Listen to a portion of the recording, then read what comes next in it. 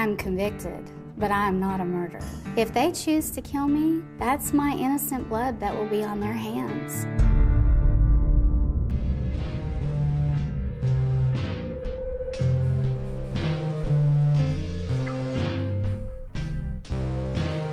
Hey, it's Sully, Jones, and Johnson, and this is Kitchen Table Research, where we do the research so you don't have to.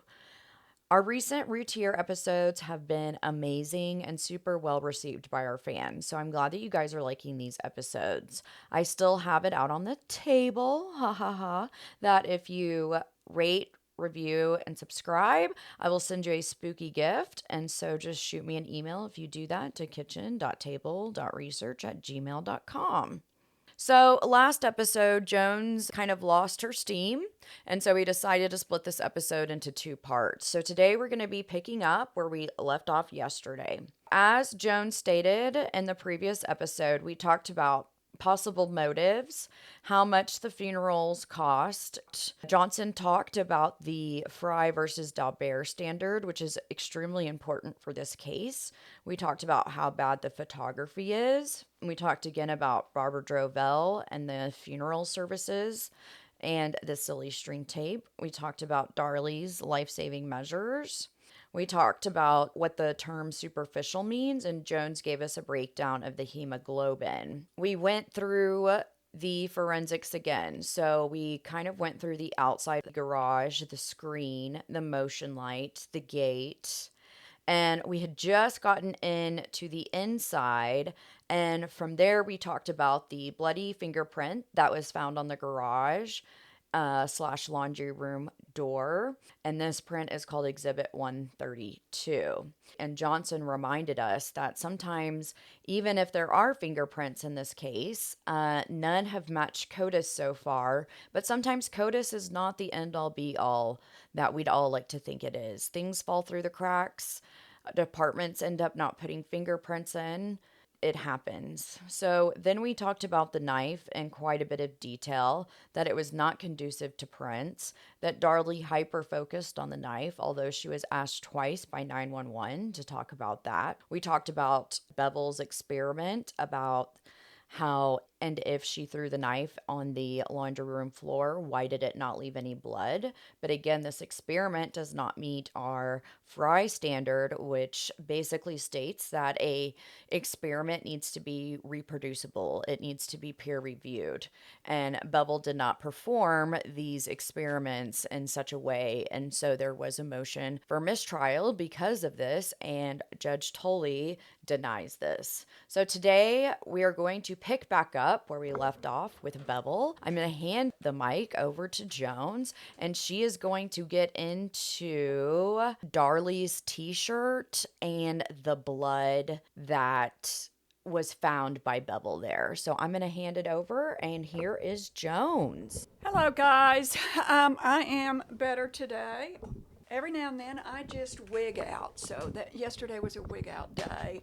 So we're now onto the evidence that was located inside the house in Rowlett. So Tom Bevel is a blood expert. So for him to testify about patterns, blood patterns and spatters, is out of his realm of expertise. 4 to 6 spots that make a pattern on the right shoulder that indicate that Darlie pulled the knife over her head. That's what he wants us to believe. Remember, Darlie wore that shirt while walking through a crime scene.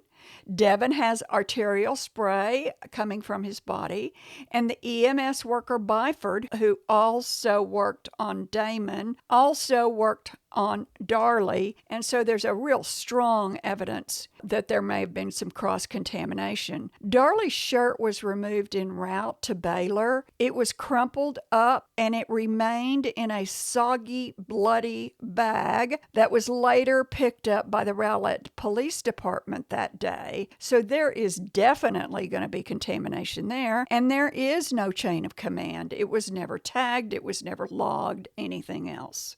Well, one thing I do want to say about Darlie's shirt is when Tom Bevel is being cross-examined by Doug Mulder, there supposedly is the book on blood splatter analysis, and it's like the Bible of blood splatter analysis, and Mulder hits him with a quote directly from that book, and it says, one pattern or one bloodstain does not a pattern make. And I think that's super important A because pattern does not a pattern make. one pattern or one bloodstain does not a pattern make. What he's saying in the blood analyst world is sometimes we think because the human brain is trained to look for patterns, that sometimes these patterns didn't all happen at the same time.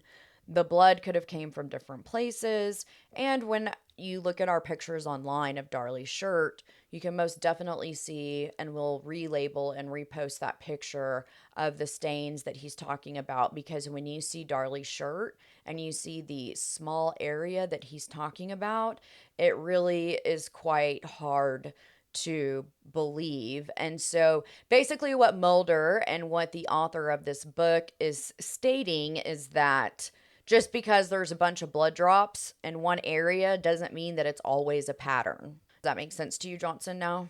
And to our listeners, does that make more sense? Yeah, and I think also considering the way they shoved the shirt in the bag, the folds could have squished together and created what looks like a pattern when it's really just all squished up in the bag and blood's getting everywhere, you know? Exactly. And they actually do ask him about this in the trial, and what he states is, well, I know the difference between something that was folded over because it doesn't soak through the clothing as a blood drop that came directly in contact. But again, I mean, there was so much blood and there was Yeah, so much exactly. contamination that I don't think that that statement really makes sense. Let's move on to the vacuum. And before I hand the mic back over to Jones, just so she can talk quite a bit, because again, we're in a totally different environment for recording today. My mom is actually staying with me right now, and so we're sharing a mic and passing it back and forth. So before I give it back over to her, we're going to talk about the vacuum next. Now, we talked about the vacuum in the last episodes, and we'll definitely post a few more pictures of the vacuum on our social media for this episode, but I did a experiment in my own home. And one of the things that I couldn't figure out in the pictures, and we'll definitely point this out, is that it makes an L or a U shape, like half of a square or 3/4 of a square, three sides.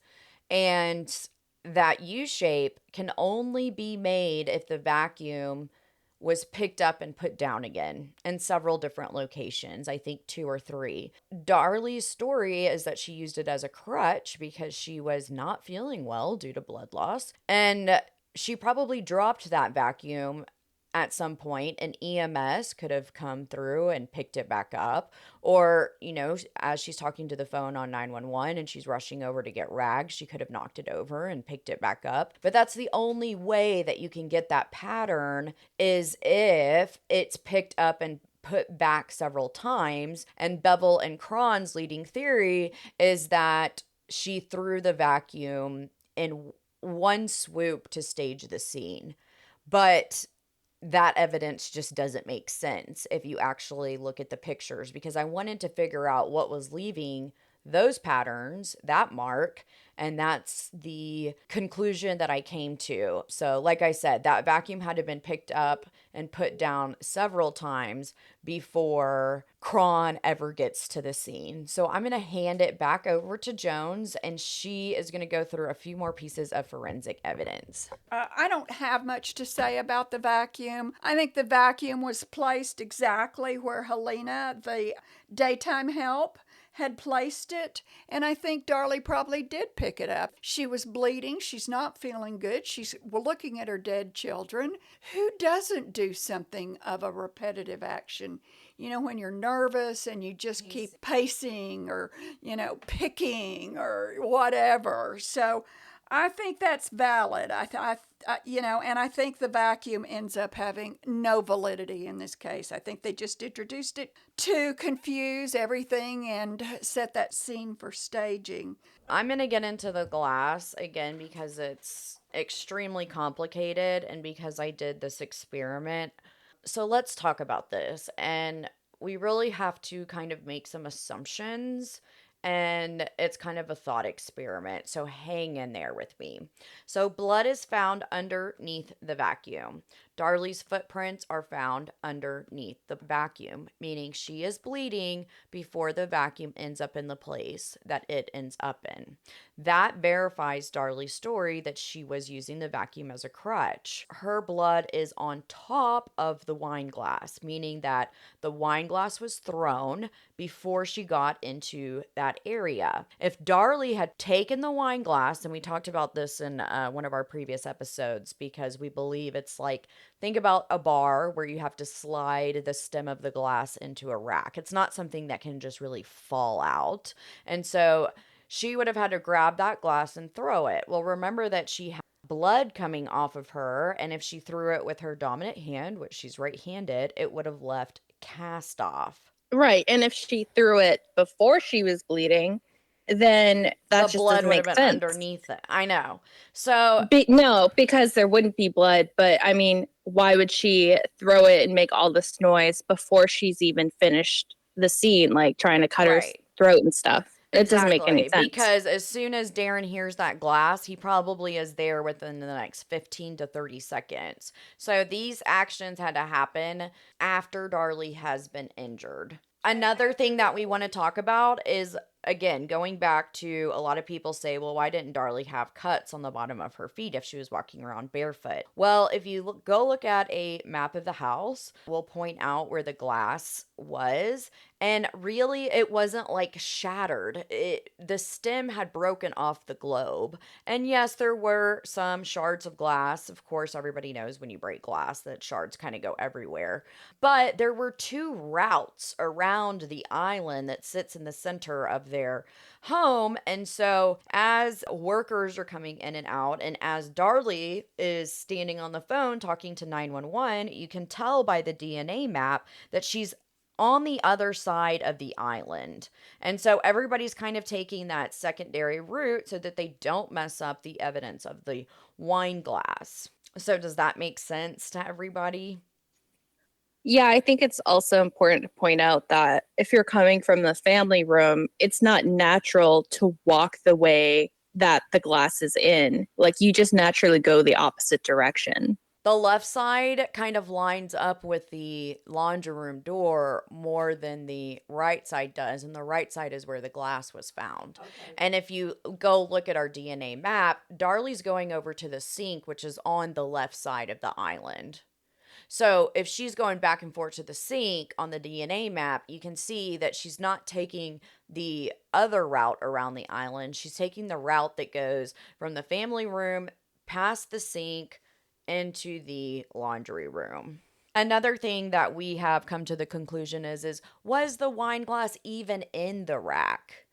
A, did the intruder throw it back at her? Or B, was it sitting on the counter? I mean, maybe, Barb testified that she had opened a beer when she got over to Darlie's. Maybe Darlie had, a half a glass of wine or whatever, and she just left the wine glass sitting on the table. Also, a lot of times I leave my dishes out to dry on my island before I put them away, and maybe she had set it there, so, tomorrow I'll put this back up in the wine bar. Why is it important that it might have been on the island? We haven't really explained that. Oh, the reason that it would be important to be on the island is because then, as say Darlie is chasing an intruder, either the intruder could have just swiped it off the table to maybe stall her, or, just in the haste of everybody running around, the wine glass got knocked over because Darlie's blood is on top of it. It means that wine glass was laying there before Darlie ever went in that direction. Does that make sense? Right. And I don't think it makes any sense that anybody would do that anyway. I mean, it's just like, if Darlie was setting the scene, why would she only do one glass as opposed to all of them, Yeah, I mean, honestly, in my humble opinion, I think that the wine glass was sitting on the island and it just got knocked over. Now, Darren hears it get knocked over, so I think as the intruder and Darlie are kind of going through the kitchen, I think it gets knocked off. And then Darlie finds the knife and screams. Right. And Darlie, she doesn't testify to this, but she has told people that in her dreams about this incident, she remembers in her dream, fighting by the island, which would make a lot of sense if in the struggle, the glass got knocked over. Right. And another thing that she says in some of her dreams is that Damon followed her into the kitchen. And so, are these memories? Are these dreams? Kitchen Table Research believes that both of these things advocate Darlie's story. It makes more sense than what the prosecution can say about it. Okay, so another thing is they did not take fingerprints from the glass, and they did not collect all of the glass, and the FBI said that they would have happily put that glass back together so that more testing could be done on it. Fingerprints could be pulled off of it. However, Rowlett PD only picks up a few pieces that there is blood on, and just so that they can say, yes, this is Darlie's blood. We don't know if, maybe Darlie did have a glass of wine, and this is a far stretch, and maybe we'll get into it in some conspiracies, but was there something in that glass? Like, did it contain a sedative? Did it contain sleeping medication? And so Yeah. it would have Did the been. intruder have some wine himself before he attacked them? But when Hey, we get it in. happened. No, It I mean, happened. when we get into theories, we actually have a theory about the wine glass.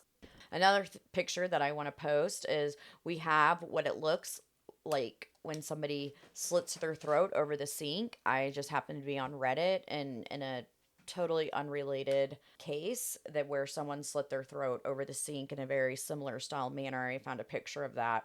I know that a lot of people say that Darlie cleaned that up and that whenever you hit it with luminol, it lights up. That's true. And because the pictures were taken so much later after the crime happened, again, we don't know what happened in that time. I don't think Darlie had time to clean the sink. Well, I'm not. luminol also reacts with many other common household Chemicals, items. Yes, including a like lot of chemicals that you would keep under yeah, your sink. exactly. So we'll put the picture of the sink and this picture that I'm talking about on Reddit side by side so that you guys can see it. So are we all good on the kitchen forensics? Do you guys want to move into the family room and talk about the pillows and the coffee table and some of the floors in there? Will you please tell me about the pillows? I definitely, I'm gonna give Jones the honor of doing that. So Okay. everybody's asleep. Darlie was asleep on the sofa. The boys were asleep on the floor. She was asleep on a pillow that was not facing the TV. She was turned towards the back of the sofa, and the pillow gets covered in blood. And so, if an intruder attacked, that's where that blood comes from. It also shows a cast off from a sharp edged weapon on the coffee table. So, Ethel says there's not enough blood on that pillow for her to have done anything. It's a little drop. But let me tell you, when you look at the picture, there's a lot of It's blood. soaked. It's Yeah. soaked. It's soaked. It's everywhere. It's everywhere. And so, does it make sense that an intruder stabbed her while she's laying down? If you're only going to look at the pillow, yes, that makes sense. When Waddle, the first police officer on the scene, and he has to wait for Walling because two police officers have to enter the scene at the same time so that they can clear the scene. So Waddle's there first. Walling comes in second. I mean, really, he's already there. All he does is follow Waddell up to the front door, and they both go in. The first thing they have to do, because Darlie's screaming at him, and she wants to know, help my boys, oh my God, my boys are dead. And the first thing that police officers are required to do is clear the scene. So Darlie tells them that the intruder left through the garage. And so they go to the garage. They don't search every nook and cranny in the garage, but they certainly make a sweep with their flashlights and do not see anything. I don't think they even see the raised window on that first sweep. So they go back in through the laundry room. I assume he notices a fingerprint there that Sully's already talked about. He comes back into the house. He and Walling walk up the stairs because they're still clearing the house. Baby Drake is in his crib, and at that point, he's asleep. The dog is in its crate, we think, because they were big craters of animals. And I don't know whether he's barking yet. I know that a lot of people state in the 911 call, if there was an intruder, why wasn't the dog barking? Well, the dog was kenneled upstairs, we believe. And Domain was such a little dog that he couldn't walk up and down the stairs by himself. So the dog couldn't get down to the first floor even if he was unkenneled. And so that is a reason that you would not find any barking on that 911 audio tape. Pomeranians are very high strung, and so he's a little thing. There's chaos down the stairs. Why would you hear a dog bark on a recorded call that's been recreated and the dog's asleep in the crate upstairs? What do you mean recreated? Well, when Darlie's on the 911 call, remember that Davis and Toby asked for a video audio studio to recreate the 911 call because there are some words they don't understand. And so what's played in the courtroom is the recreated tape because guess what? The original tape's gone. It's lost. So Yeah. Well, also, this dog is used to being in a house full of screaming children all the time. So he might not even know that anything is wrong. Exactly. So, you can take the dog however you want to take the dog. And so, again, Jones is saying that Waddell and Walling both come into the house. They clear the house. They tell EMT, hey, you guys are good to go. And so EMT comes in with their big boxes. They have these orange kind of padded boxes, and it's to make room for gurneys, medical supplies. Originally, when Darren hears the glass break and he comes running down the stairs and Darlie is screaming, he thinks that the glass on top of the coffee table has fallen off onto Devin, and he thinks that is what the situation is. Well, the glass table was knocked off its rock base, and after EMT clears the scene and they leave, I believe Officer Byford testifies that he lifts that glass table up and puts it back on its base. And then Cron comes in a few hours later and says, well, if there was a struggle here, why is this glass table still intact? Well, it wasn't intact, according to Darren and the EMTs that arrived on the scene. Oh, first on the scene. Yeah, first on the scene. But remember, Cron doesn't get there till about 6 a.m. So several hours have passed. And so this is another thing that Cron says, well, this has been staged because, if there was a struggle here, this table is looks like it's in perfect condition. And if you go read Darren's testimony, which he doesn't even see or realize that Darlie's bleeding until 30 seconds, almost a minute till he comes downstairs. He doesn't realize that some of this blood on Darlie is actually her own wounds. So it takes Darren a little bit to get kind of his bearings as he runs into this chaotic scene. Do you want to talk about the floors, Jones? The floors are awash in blood, if I can say that. It sounds rather persnickety, but Devin bled out nearly his total volume of blood. Damon certainly bled out. We've got Darlie's neck wounds and arm wounds. So there is quite a bit of blood that is on the furniture, on the walls, in the sink. And then certainly there's a lot on the floor. And by the time everybody tracks through that blood, who knows what footprints are real, what were left at the scene, even Cron coming through at 6 o'clock.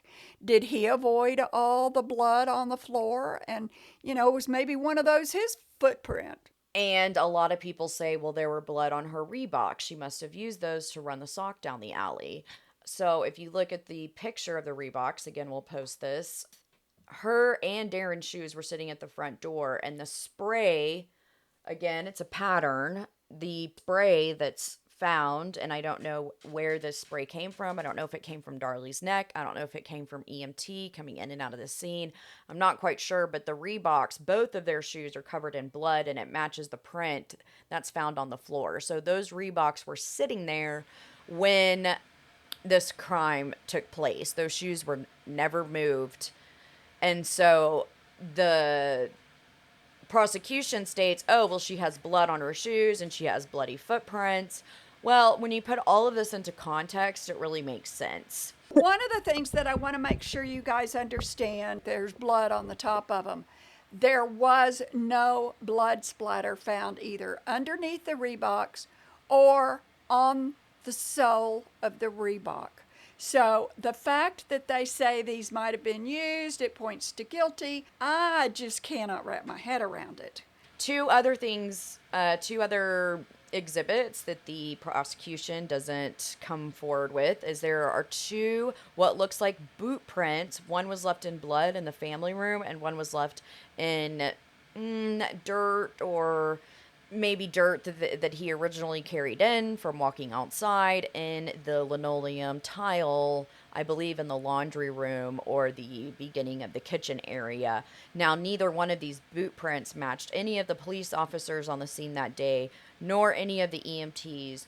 Those boot prints have never been matched back to a particular boot. Okay, so again, last episode, I believe we did talk about fingerprints. So Lynch lifted 16 prints total. 10 were matched, and 3 fingerprints stand out to us as being very important. Of course, we've already talked about the one that is on the door between the laundry room and the garage. There's also one that's been left behind the sofa table, which again was a glass table, not the coffee table we're talking about, but a sofa table that was behind the sofa that Darlie was sleeping on. And the top of it was made out of glass, and there's a perfect thumbprint. Again, we'll put this in our social media pictures, but there's a perfect fingerprint left, and that fingerprint is infamously known as 85J. They also took prints off the sliding glass door. They took prints off of the window that the supposed intruder went into, and those prints have never been matched. They do not match anybody in the Routier family. And so these 2 prints are very important. There's also a few pieces of trace evidence. There was a pubic or possibly a beard hair that was found that contained DNA that does not match anybody else in the Routier home. So if you think that there's evidence of somebody coming in the house, right, there is. Yeah, how insane is it that they have the perpetrator's DNA this entire time and Darlie's on death row? It's insane. Right. They have unmatched boot prints, unmatched fingerprints. They have foreign DNA in pubic or beard hair. There's so much. I don't understand what her defense attorney was doing, honestly. Well, and I think that it really hurt her at the end of the day whenever they decided to change defense teams, because the original forensic profilers that worked for the state, Parks and Huff, who I think we introduced in an earlier episode, they state that they had a theory, and the theory was that Darlie had not done it. Now, we'll talk a little bit more in this when we get into our conspiracies, but does anybody have anything else to say about the fingerprints? The other thing that I found interesting, and I was doing all the work on fingerprints, and I was trying to figure out which fingerprints were where they were marked. And the window has always been referred to as a prime deposit for fingerprints. And Anna just mentioned fingerprints on the window. The fingerprints on the garage window did not come from the window glass. They didn't come from the sill that's below the window. And they did not come from the tracks, the up and down tracks. Where that comes from, I'm sorry, I'm very confused. There was an unknown fingerprint on where you would lift a window? Yes. And when the police go to recreate the intruder theory, as one of the police officers is This window is so big and so low to the ground, you almost just kind of have to duck into it. It's not a window that you have to crawl through. Like, we're not talking about a little basement window. We're talking about large, lengthy windows that are only maybe, 3 or 4 inches off the bottom of the brick. Yeah, maybe 10, 12. Yeah, Okay. yeah, a foot or less. So you can kind of just walk over it. And so, as Joan said, one theory is that the intruder, after he cut the screen, he lifted it up and his fingerprints are there. Secondly, when the cops recreate going back and forth through this window, the cop puts his hand up above him to kind of steady himself as he walks through. And that's again where Lynch finds a fingerprint. And so he matches the police's fingerprint, but there are unknown prints on the top the windowsill.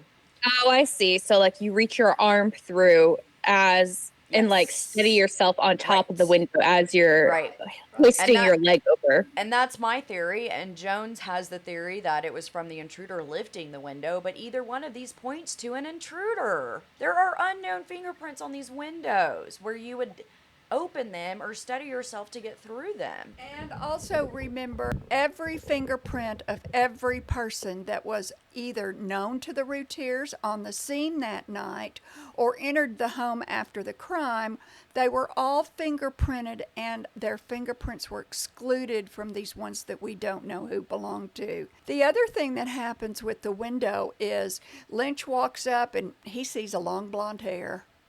Now, how he knows, I'm sorry, that's right, Cron, walks up, sees a long blonde hair trapped in the screen. He immediately, and I don't know how he knows that Darlie's a blonde. Well, maybe that's it. Sully just said maybe he saw pictures inside the home, so that makes sense. That long blonde hair, he immediately states, well, here's more proof of Darlie staging the scene. She went in and out of the window because, after all, there's a blonde hair on the screen. So that's part of his premise. As that hair comes back, it is a police officer's DNA hair. So there's another piece of evidence that doesn't match up with Cron talking about this scene was staged and it is a done deal. Now, I am going to let Jones talk about this mixed DNA. We talked about DNA a little bit in the last episode, but she's going to get into it a little bit heavier. And then we're going to end with our court reporter, whose name is Sandy, and Jones is going to get us updated on that. So do you have anything to say before I hand the mic over to Johnson? No, I'm just really excited for what she's going to say. I know. So let me hand the mic over. This is like, there's so many smoking guns in this case, but I think this one is one of the this is more important than 85J, honestly, because no one talks about it ever. This paragraph ate my lunch, guys. There is a new book out. It's a second book by Kathy Cruz. She goes back and she looks at all the evidence from the trial, and she's herself sees several things that don't make sense. One of these things is a DNA report, and it says that mixed blood is found in the DNA. So I read that 18,000 times, and I think, okay, so it's mixed. So it's got some of Darlie's, some of Damon's, some of Devon's.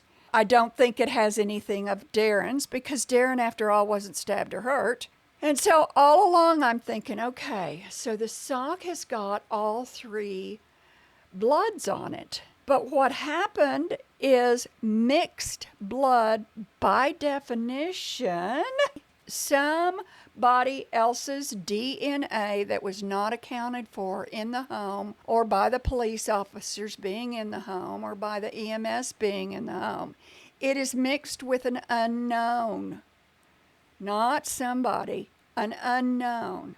Well, you know, the sock. So does this mean that there's a foreign person who's unknown was bleeding in the house that night on that sock? Yes. And like no one knows this because it's called mixed? Well, I don't know. The prosecution calls it mixed, but never explains that definition that I just gave to you. So the assumption, it would ruin their case. It would ruin their case. And like I said, I read this umpteen million times trying to understand it. And everybody believes that mixed means two people's DNA is mixed together. And I kept saying, there's no way. There's no way. That mix cannot mean that. And then I dug into it and, well, Jones was right all along, okay? Sometimes you just have to listen to your mom. Yeah. Very interesting. Very interesting. And hopefully, as we go forward with the Innocence Project, and I know they're going to relook at all the evidence and the mixed DNA, hopefully we'll all get a little smarter about that. Did the jury believe that that mixed blood was, the three from the house? Did they test and understand that implication? The jury's pretty naive on an awful lot of points in this case. We haven't even talked about the jury pool yet, and we'll get there. Actually, next, let's talk about the court reporter. Okay. So the court reporter's name is Sandy. She worked with Judge Tully. He liked her. They knew each other.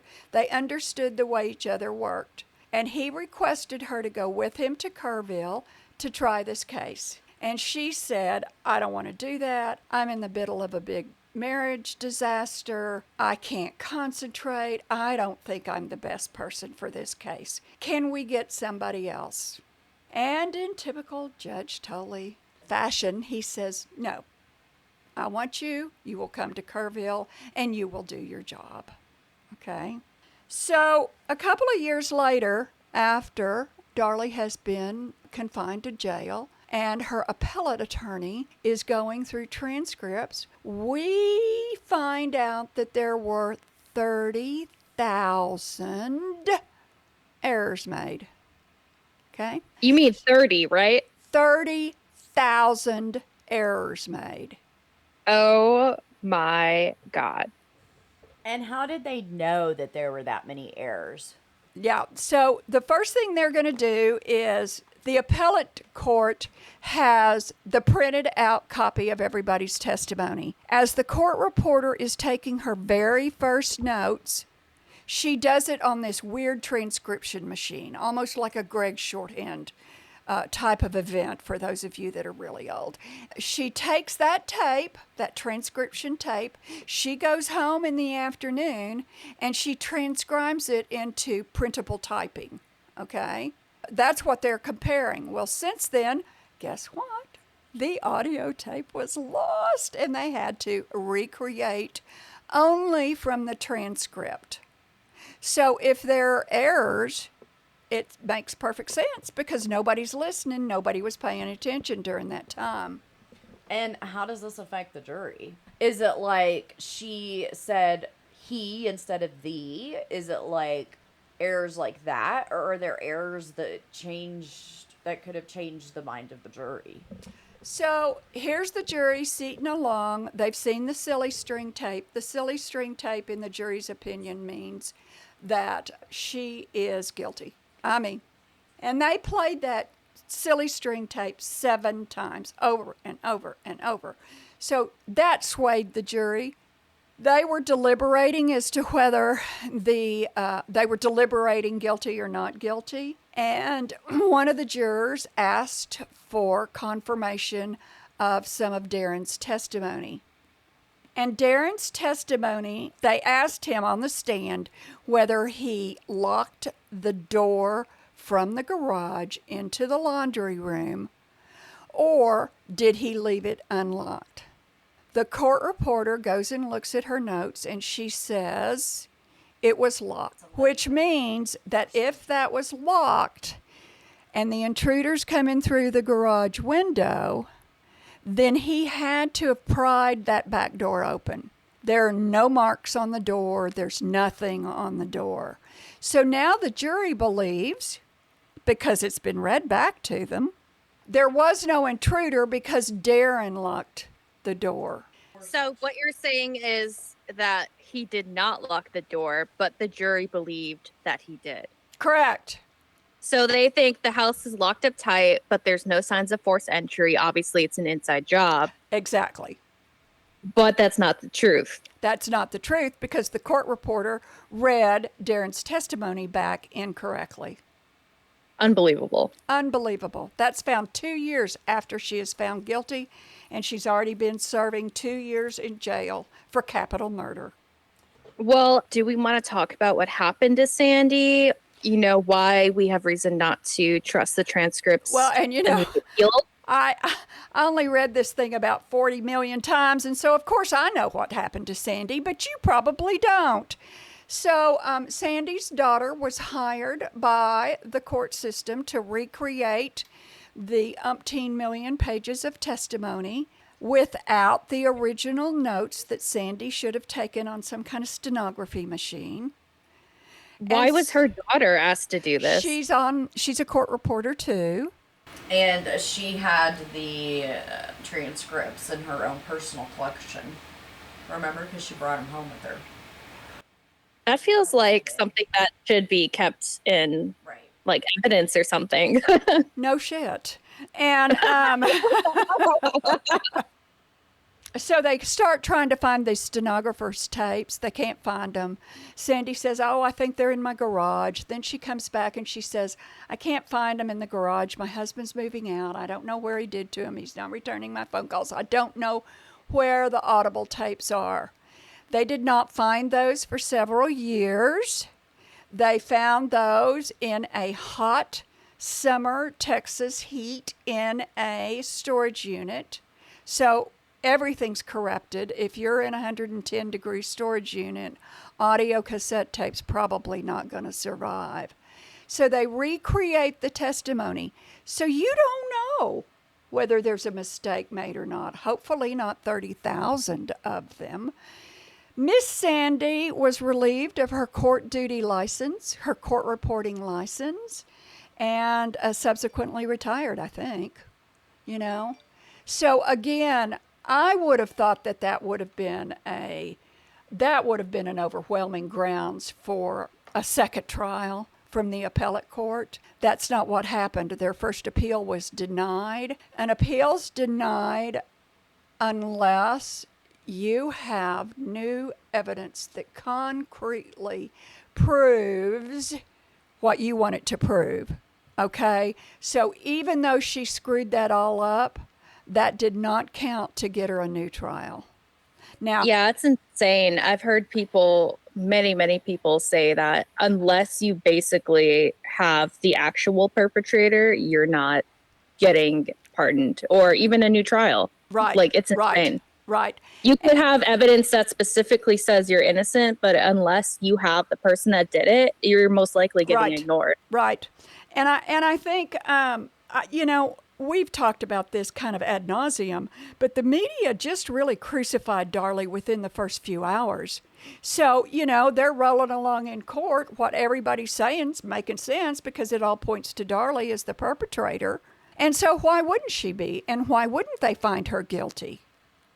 Well, and I know that we've talked about this and we're going to continue to talk about it, but how can you convict a person to death row on circumstantial evidence? They definitely did not do their duty of creating, the defense did not do, I guess, a good enough job. And so many things were found out after the trial that the defense does not do a very good job of creating any reasonable doubt. And so I just want to say, we've talked about what a really good attorney Doug Mulder is. Why didn't he bring up some of this stuff during the defense? As best I can tell, number one, he got 2 months to prepare for the trial. Number two, evidence was not turned over the way it should have been. You can see that in the testimony where he asks for all the photographs and are they labeled and blah, blah, blah. And the outcome for Doug Mulder is that he died several years later. So, you know, again, you don't have any of the original attorneys except for the prosecution. Everybody on the defense side's kind of withered up and died. And we've talked about this before because I know you guys have heard me say that I am pro death penalty, but I don't think that somebody should be put to death row on circumstantial evidence. And I've stated before, I don't believe that you can ask for a speedy trial when you are working on a death row case. Yeah, let's do the neighbors. Let's do the neighbors. Directly across the street is William Gorsuch and his wife and son. Catty corner from that, and still across the street, is a neighbor. Their name is Terry Neal and Karen Neal. They have a daughter who often babysat for the Routiers. This Nurse Karen? This is Nurse Karen. They had a carpool between kids, so they're pretty well known to the Neals. Darren is dismissed from the house as the ambulances drive off. He appears at Terry Neal's front door. He's knocking, he's screaming, "My children have been killed." Karen throws on a robe, comes down the stairs. Terry comes down with his jeans on. They get him into their foyer. He's covered in blood. Terry gives him, Darren, a shirt to replace it with. Darren's testimony says, "I went into the bathroom. I washed up. I washed my face because I was covered in blood. Terry had given me a clean shirt. I changed shirts. I was still barefoot, and they told me they couldn't even tell me what hospital my wife had been taken to, nor either one of my sons." And so finally somebody found that information and said, they're at Baylor.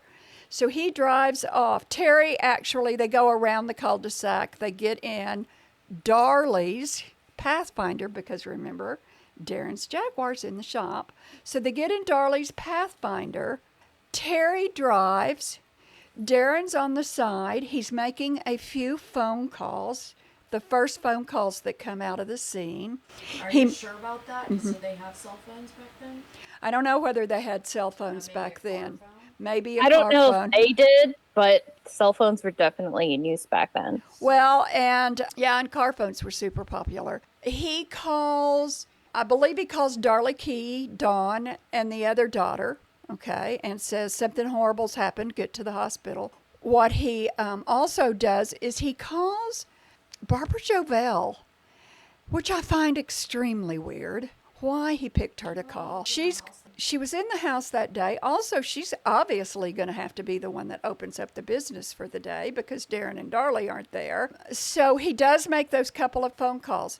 He arrives at the emergency room. The staff will not let him talk to Darlie, and he is taken to a closed room to await for Darlie to get out of surgery. During that time, Chief Patterson and Detective Frosch come and take pictures of Darren. So we're actually, so Gorsuch, one of the things that so the prosecution calls him forward, but really I think his testimony plays in favor of the defense, and me and Johnson are actually going to take a example out of the direct testimony as we know it, and we are going to talk about one of the things that Gorsuch observes, and one of his biggest observations is that none of the police are taking notes. No one's taking pictures outside of what they're doing, and no one is taking notes. So during cross-examination, defense attorney Doug Mulder asked Waddell about a whip-out book that many officers carry around to take notes in. If you've ever been in a car wreck or you've ever made a police call, you know that one of the things that a policeman does is in his front pocket, he pulls that book out. And that book is called a whip book. And this is how the following testimony transpired. So I am going to act as defense attorney Mulder, Mad Dog Mulder, and Johnson is going to act as Waddell, who you guys at this point know. Okay, so are you taking notes? At this time? Mm-hmm, yeah. No. Not taking any notes? No. Well, don't you carry a whip-out book? Yeah. Did you have your, tell the jury do you have a whip-out book with you? I do. Would you show them what a whip-out book is? A whip-out book is just a little... Well, can you show them? Take it out of your pocket and show them. No. Oh, you don't have it? I have a whip-out book, but it's... You left it in the car? Well, no, I have it with me. With you right here. Yes, sir. Well, just show them. Well, it's a small little... Is there some reason you don't want to show them your whip out book? Well, there's nothing in my whip out book that needs it. It's irrelevant to this case. It's Well, got I'm nudie not- drawings of my mama in it. Well, I'm not going to ask you to read it to them. I just asked, is there a reason why you don't show them that it's just a little spiral booklet, isn't it? Well, that's another thing we were taught also. It's just... To never show anybody your whip out book? No, just never show a defense attorney. Oh, okay. I'll tell you. I won't look. I promise it's a secret. If you'll just show the jury what a whip out book is. It's a small... No. Just take out your whip out book and show it to them, Officer Waddell. I won't look at it. Okay. Which he probably doesn't have shit written in it because he doesn't take notes. Now you have that book with you. That wasn't so hard, was it? I had a book with me, yes, sir. All right, but not that one. Right. Right, but now you're talking to her and she's giving you information on this assault. Right. And you don't take any notes? Not at that time. I've got my gun in one hand and I'm trying to talk to the police on the police radio too and call for help. Oh, you've got your radio in your other hand. Off and on, I've got it in a holder. Okay. And every once in a while, I have to pick it up and tell them. To send reinforcements. Well, I told them we needed an ambulance and we needed crime scene personnel and that I needed some more help out here. All right, okay, so you made that call, and as a matter of fact, the first notes that you made were when you got back to the station that morning, weren't they? Well... Is that fair to say? I believe... That's fair to say, isn't it? No, I believe I made some before then. Oh, you believe you did? Yes, sir. Is that kind of a definite or a maybe? Well, I did make some before then. Oh, you did make some notes. So do you have those notes? I don't have them, no. Okay, do you know where they are? Nope. No, sir, I don't. Don't know where they are? No, sir, they're just vital pieces of evidence. I have no idea. Did you make those notes in one of your whip out books? Yes. But not that one. And that's about how this testimony goes. I feel like I could have a better conversation talking to my 2-year-old toddler. So this is a lot of the information that we had to go through. This is why it took us so long to present this case to you, was because you had to pick out sentences, even words out of it's like a bullshit haystack and you're trying to find the smoking gun needle. A bullshit haystack. Okay, we're going to go back to Officer Sandy and Johnson or Jones. Do you want to present this? I told you guys about the errors that were made in the transcription by the court reporter named Sandy, and that was all recreated, gosh, a lot later, some years after the trial was over. What is interesting is that Darlie reports that she was in the upstairs courtroom floor, and that's where the jury room was. Sandy came out of the jury room. She overhears Sandy talking, and Sandy says she's guilty. Darlie overhears she's guilty. She walks to the third-floor window. Mama Key looks up at her, and Darlie makes a G with her fingers.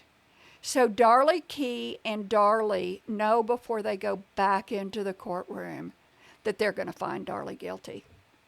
That is not the way this is supposed to work, guys. As a mother, what would you think if that happened to me and I was innocent? I don't even know what I'd do. I'd scream and yell.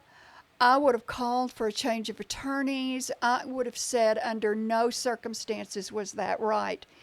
Now, I don't know if Darlie Key knew all those words. If Mama Darlie knew that you weren't supposed to do that. I mean, there's a lot of things that I don't know, but it doesn't seem very kosher to me that you get to make a G before the court finds you guilty. All right, guys. Well, that's going to basically sum up the defense all the way through Darlie's trial. Darlie making the G in the window really is striking to me.